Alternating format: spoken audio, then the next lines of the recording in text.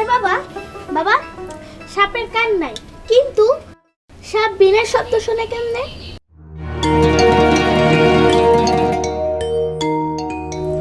মা কয় গরু নাকি লাল কাপড় দেখলে সবাইরে গুতায়, কিন্তু গরু তো রঙে বুঝে না।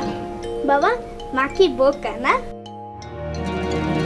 তোরো বাবাকে ডিস্টার্ব করো না, যাও ওই ঘরে গিয়ে পড়ো। আচ্ছা বাবা। এই মা কি বলতেছে শুনতেছিস না? ভাইয়া এসব কি করতেছো তোমরা? কি করবে, ও তো একদমই কথা শুনছে না। তোমরা শুনতেছো ভাবি?